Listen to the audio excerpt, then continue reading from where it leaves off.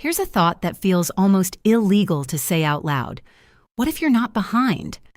What if the finish line got moved while you were sprinting? If you've ever felt like you did everything right and still ended up stuck, anxious, and oddly ashamed about it, you're not alone, and you're not broken. Today, we're unpacking the psychology of millennials, the group born roughly between 1981 and 1996, and why so many of them carry this strange mix of high achievement and quiet panic. And before you roll your eyes, stay with me because this gets uncomfortable in ways you probably haven't named yet. Millennials became the first generation in modern American history expected to be worse off financially than the generation before them. And when that happens, you don't just get money stress, you get identity stress. Imagine being told your whole childhood that you could be anything, win anything, achieve anything. And then graduating into a recession where the participation trophy suddenly becomes a master's degree that costs more than a house used to. The psychological term for that collision is cognitive dissonance, and a lot of millennials have been swimming in it for years. But here's where your brain should perk up, because this goes deeper than student loans and avocado toast jokes. Psychologist Jean Twenge studied this exact cultural shift and found something that sounds contradictory at first. Higher self-focus alongside higher anxiety and depression. So you've got a generation that simultaneously thinks they should be exceptional and feels completely worthless when life isn't matching the script. A trauma response with a LinkedIn profile. And if that line stings, good, because it's pointing to the real issue, the timeline. So millennials were the test subjects for every parenting trend that came out of the self-esteem movement in the 80s and 90s. Helicopter parents, everyone gets a trophy, you're smart just for existing. These weren't bad intentions. They were earnest attempts at better parenting, based on the psychology available at the time.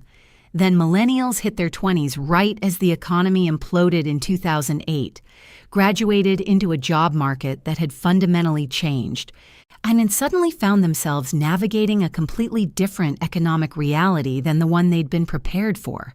The whiplash alone should have hospitalized people. Now add the performance era. Social media arrived right in millennials' formative years, not as little kids like Gen Z, but as teenagers and young adults, while identity was still wet cement.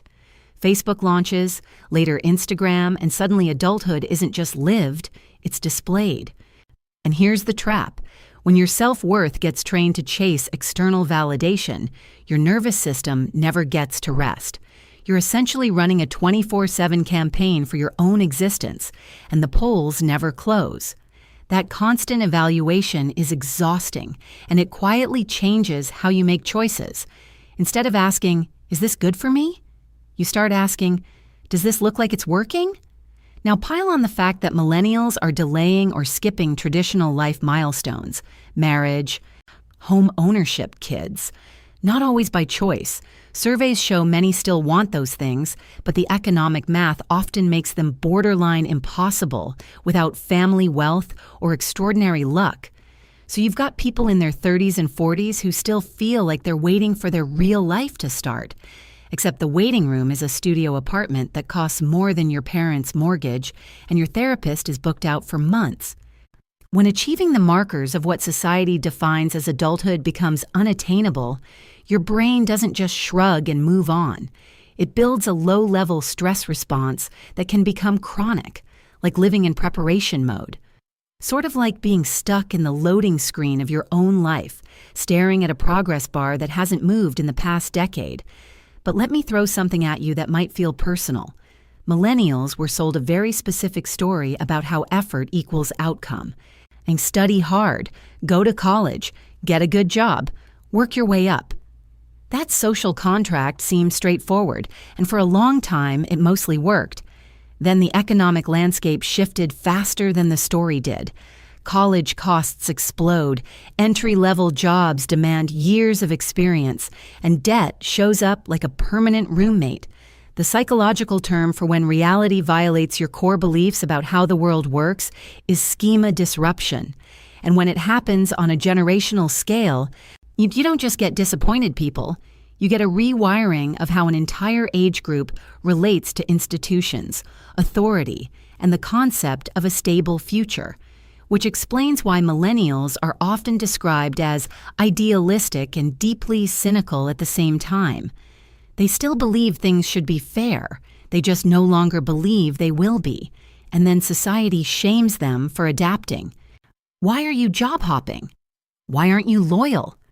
Here's what's psychologically fascinating about that criticism. Corporate employment changed the relationship first. Pensions disappeared, layoffs became strategy, full-time roles became contract gigs. Millennials didn't invent this lack of loyalty. They adapted to an environment that already treated workers as interchangeable. That's not entitlement. That's pattern recognition, plus survival.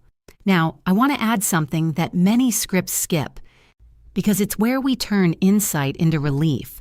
What do you do with this information on a random Tuesday when you still have bills and your brain still won't shut up? This is the quiet mindset. So we don't just diagnose the storm, we build a calmer way to walk through it. Here are 4 practical resets that directly target the millennial stress profile without pretending you can manifest your way out of structural problems. Reset 1. Separate your worth from your scoreboard. And if your brain is trained to measure life by milestones, title, salary, house, marriage, create a second scoreboard that you control. Pick 3 internal metrics for the next 30 days: consistency, skill depth, and recovery. Consistency means you show up for the habits that keep you stable. Skill depth means you get better at something valuable. Recovery means you protect sleep and nervous system regulation, like it's part of your job. Your external world may be chaotic, but your internal metrics can still be steady, and that steadiness reduces helplessness. Reset 2. Build anti-dissonance narratives. Cognitive dissonance hurts because 2 stories collide. I'm doing everything right, and I'm falling behind. Write a 3rd story that's true. I'm doing my best inside a change system, and my strategy can evolve. That sentence sounds small, but it's a psychological exit ramp. It replaces self-blame with adaptability, which is the trait that predicts resilience across crises. Reset 3. Replace performative living with private living. Social media taught a lot of people to curate. The antidote isn't quitting the internet, it's creating one daily pocket that can't be posted. 10 minutes of walking without headphones. 1 page of journaling that you never share. A workout where you don't track numbers. When you practice being unobserved, your brain learns it's safe to exist without applause. And anxiety drops because the poles stop running for a moment. Reset 4. Design your career like a portfolio, not a ladder. The old model was one company, one path, one identity. That model is gone for many industries. A portfolio mindset means you build multiple forms of value: a core skill that pays, a secondary skill that differentiates you, and a relationship network that isn't tied to one employer. It also means job changes aren't moral failures, they're strategic reallocations. Or when you frame it that way, shame loses oxygen.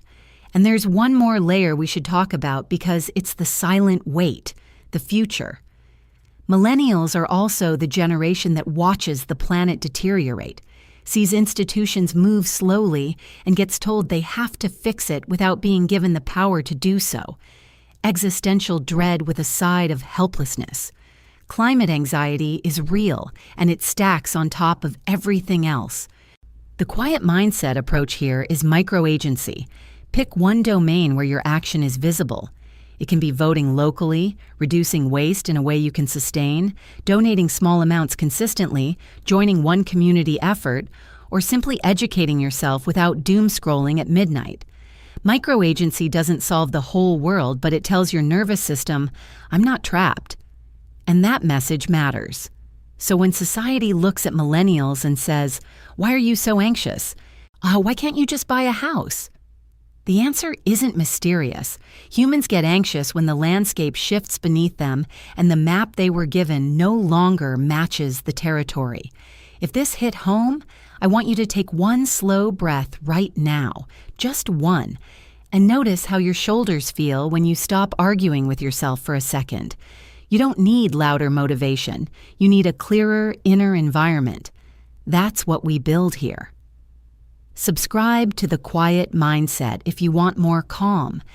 Evidence-informed deep dives that turn chaos into clarity, and leave a comment with the one belief about adulthood you're ready to rewrite. Quietly, but for real.